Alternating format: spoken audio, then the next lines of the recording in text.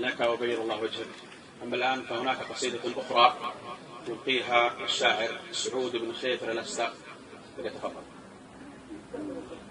بسم الله والصلاة والسلام على خير خلق الله. أولا يشرفني ونرحب بمعالي الوزير مبروك بن مبارك بن سليم الرشيدي بضيافة أمراء شمل بني رشيد أخوان صالحة، حياك الله. ولضيق الوقت لم نتمكن من إكمال القصيدة على وجه المطلوب، لكن اعتذرون عن التقصير. يا مرحبا باسم الأمير ابن الأمير أمير عبس وعز عبس وفخرها، وباسم الشيوخ اللي تفك المغاتير لجا نهار الهوش بين ظفرها. ذبحت الفريس يوم المغاوير كم غارت فعل بن سمرة كسرها.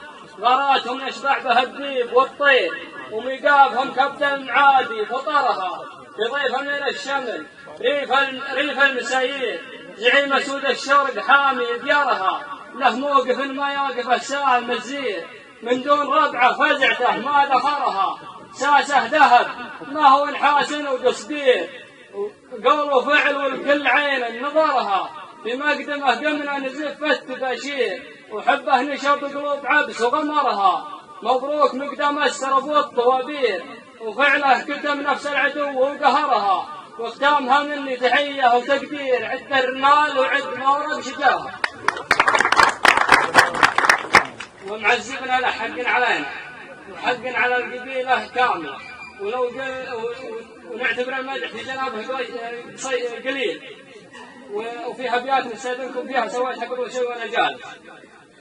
وقل والله انك تاج راسي يا سالم بن سرور ابن عم ومن سلايل شيوخ ومرى.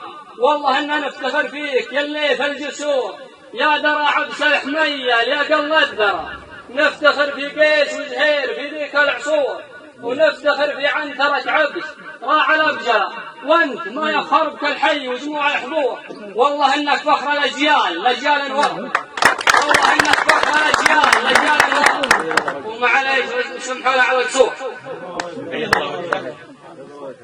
نسأل الله العلي القدير أن تتكرر هذه الزيارة يا معالي الوزير، وأن تتواصلوا مع أبناء قبيلتكم التي يعلم الله أنهم جميعا فرحين كفرحهم بنزول المطر. شكرا لكم والسلام عليكم ورحمة الله وبركاته.